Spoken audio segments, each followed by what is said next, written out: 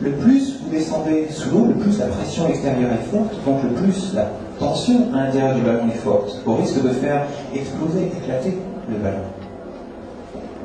C'est la même chose avec le stress. La tension extérieure fait qu'à l'intérieur, il se passe aussi des choses et que l'on est sous tension également.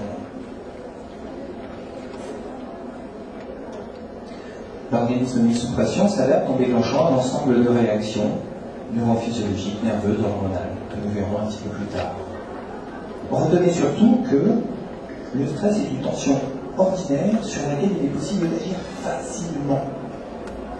De la même manière qu'on a plongé le ballon sous l'eau en mettant un maximum de pression avec de la tension à l'intérieur, si on permet à ce ballon de remonter à la surface, la pression extérieure est moins forte, du coup, vous l'avez compris, la tension intérieure est beaucoup moins forte.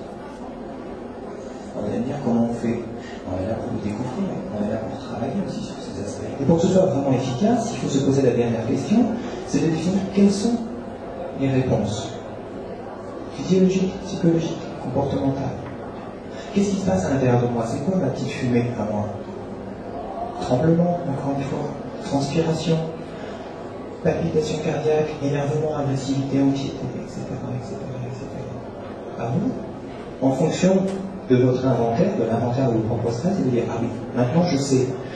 Quand j'ai une situation qui commence à me stresser, je ne me sens pas forcément à l'aise, bien dans mes plombs, ben je commence à avoir la bouche pâteuse, par exemple. Et puis je commence à sentir ma main gauche qui tremble. Et puis pourquoi pas la droite aussi.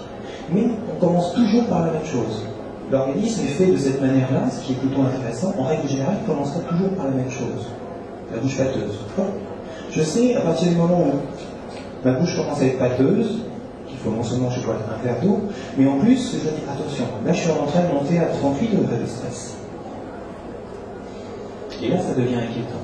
Si je continue et que je ne fais rien, eh bien, vous vous rappelez les trois phases, phase d'alarme, on passe ensuite à la phase d'adaptation, et là, ça commence à aller de mal en pis, et de plus en plus mal. Il y a des dizaines de techniques. Il y a des dizaines d'ateliers. Plein de gens peuvent vous proposer plein de choses. L'idée, c'est de trouver la technique qui vous correspond à mieux. Je ne viens pas ici aujourd'hui pour vous dire, voilà, je m'appelle Laurent Bertrel, ça j'ai déjà fait, je suis auteur de livres qui sont là, et dans ce livre-là, vous êtes sûr de trouver la bonne méthode. Non, c'est pas vrai.